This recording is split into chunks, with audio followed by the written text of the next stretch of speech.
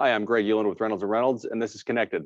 Today, I'm talking with Mark Ewens, one of our consultants at Reynolds, about the accessories business and how dealerships have been capitalizing recently. Let's get connected.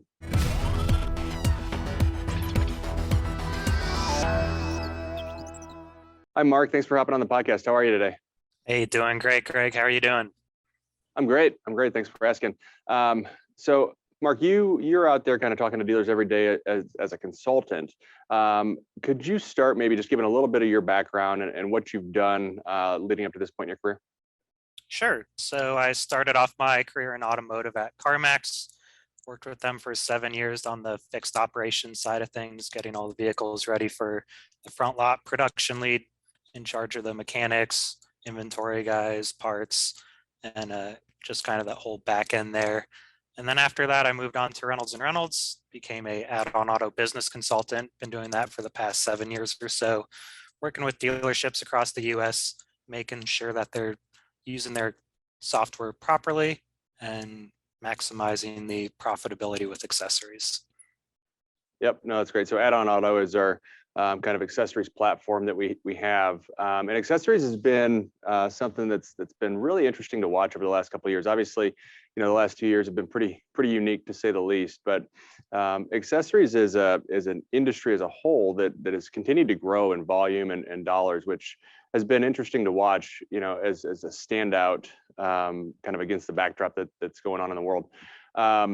So with that in mind, thinking about dealer involvement in the accessory world too, I think it's really interesting when you look there too. Market share for dealers has grown a lot in the last handful of years, from 4% all the way up to now 14%.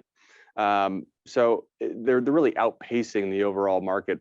Why do you see that continuing to happen? I guess especially in the last couple of years. Yeah, so I've seen it myself working with dealerships over these past 7 years. When I started, it was around 6%. And as you just said, we're now up to 14%. A lot of it, our software does a great job of selling accessories to customers, but also customers themselves want to customize their vehicle. They want certain features that inventory might not have these days, especially with production shortages. It's hard to get that specific vehicle you want. Maybe the customer wants black leather interior instead of the gray leather interior. Hey, we've got accessory options that will fill that void that the vehicle doesn't have.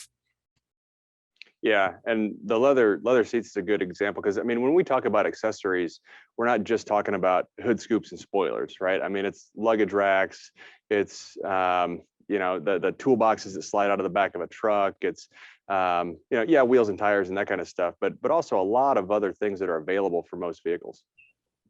Exactly, especially with the new Jeep Gladiator and Ford Bronco. Those are some vehicles that a lot of customers are accessorizing. I live in Los Angeles, California, so me personally, I see a lot of those vehicles, lots of different accessories on them, and it really just personalizes it to the person's liking. Yeah. A buddy of mine bought a Gladiator. I don't know, it's probably been almost a year ago now, but I swear he's put more into that truck, lifting it up and putting things on it than he did on the vehicle itself. He's got to show it off every time I see him, right? He's got a new cap on it, or a really cool slide out toolbox, or just every time I see it, he's got something new on that thing. Exactly. You got to keep up with the Joneses, right? You see your neighbor buys that new vehicle. They've got some cool wheels on it. Hey, I'm in the market for a new vehicle. I want to add some cool wheels to it. I'll one up them. I'll throw on maybe some black bow ties, some black emblems.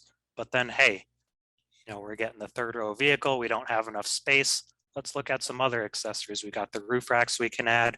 We got the trailer cargoing systems. There's a lot of accessories out there that customers aren't aware of, and dealerships have the opportunity to sell these accessories to the customer. Yeah, for sure. What do you think when we're talking about customers? What do you think plays into some of that when it comes to even like who's buying cars? And you hear a lot about the population of car buyers changing a little bit and expectations changing. So when you think about that, and you think about kind of even demographics and things, is that playing into this accessories market too? Yeah, especially. I know a lot of people hear about millennials a lot, but you might be surprised that millennials are turning 41 this year, the higher edge of that. I mean, that's kind of prime buyer that you want to sell a vehicle for along with accessories. I grew up in that era. I enjoyed those, automotive customization shows. I enjoyed the movies and such. And for me, I personalized my vehicle. I spent a lot of money on it. And this is something that the dealer didn't offer, but if they did, I would have purchased it through them. But no, when you're thinking about that stuff too, I think it's interesting. I like to look at some of those age groups. Millennials is such a good one because I think we all still have that conception in our mind that, well, that's the young group, right? You said, yeah, 41 this year. Somebody was born in 1980. I like to look at maybe a little bit different, where it's like digital natives versus analog natives, and we say that it's the people that have grown up in a digital world from like basically their entire life, right? You think about basically having this life effectively online or digital when you think about Facebook and LinkedIn and those types of places. And when you can separate it like that, there's a lot of different expectations that people have when they've grown up in that digital native world. Yeah, I mean, you've got people using their Facebooks, LinkedIn, customizing it to their liking. They're customizing the background, their headlines, their pictures, everything just to express themselves as a person. Makes sense to do that with a vehicle as well, right? I want to customize, my wheels, my tires, the appearance of it, window tints, anything. Yeah, for sure. And you mentioned too, just functionality. It bleeds over into everything. It really does. All right, so accessories, it's obviously not a new thing for dealerships, but it seems like it's picking up a lot, right? You mentioned 6% of the market was held by dealers when you started, and now we're up at the kind of 14-15 range. So it's definitely getting more attention. Dealers are doing more accessories business, but I wouldn't say, and maybe you disagree, but I don't think it's necessarily caught on to the extent of some other profit centers in the dealership. Take F&I as an example, right? Every dealership puts every customer through F&I.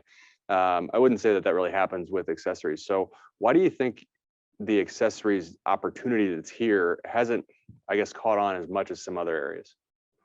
Right. So I know finance was a little bit of a challenge when it first was introduced into the dealership world, and we're running into the same thing with accessories. One big hurdle that I experience is we kind of have to get the parts and service department involved, figure out the markups, figure out the labor times, and everyone has to work in conjunction in order for this to succeed. The finance department, it was kind of just strictly on them, but it's an all dealership wide solution that you need everyone functioning on the same page to work.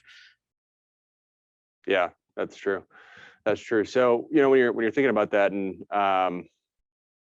just having to get everybody on the same page, it creates a lot of different hurdles, and you see it time and time again. I think every dealership has probably tried to sell accessories at some point, some maybe a little more aggressively than others, right? There's a difference between having an accessories station set up with stuff hanging on the wall and having a catalog, or having, a presentation tool like Add-On Auto. So there's different variations, but it seems to me, at least, maybe you have a different perspective, but it is at least picking up, and there's a pretty good opportunity in front of us in the industry to keep that growing. Yeah, it's definitely picking up again. I've seen it improve over the years. As long as dealerships are involved and engaged in it, and willing to use the solution, they will succeed. I mean, biggest thing, just presenting accessories to every customer. Again, customers go into the dealership, they know what vehicle they want. They don't know anything about accessories, right? So present accessories to the customer, and sure enough, they'll purchase them. I mean, that's how I've had my most success training salespeople. I always love going back into a dealership on a follow-up visit, and then one of the sales guys pulls me aside and says, "Hey, Mark, dude, I just sold $3,000 on this Tahoe. Never would have expected that." And they get a nice little bonus because of some accessories they sold. Yeah, for sure. No, that's a good story. Good story. All right, Mark. Well, I want to be obviously respectful of your time. I appreciate you hopping on and kind of talking through some of this stuff. While we're here, anything else you want to touch on? Anything that we didn't hit on that we should, you think? I think we touched on pretty much everything, Greg. All right, sounds good. Well, thanks again, Mark. It was definitely great to talk, and I'm sure we'll chat again soon. All right, excellent. Talk to you soon, Greg. All right, see ya. Bye.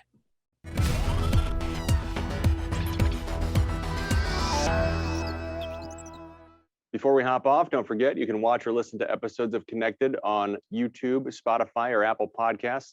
And make sure to subscribe so you're notified every other Wednesday when new episodes are released. Thanks for joining us, and we'll see you in 2 weeks.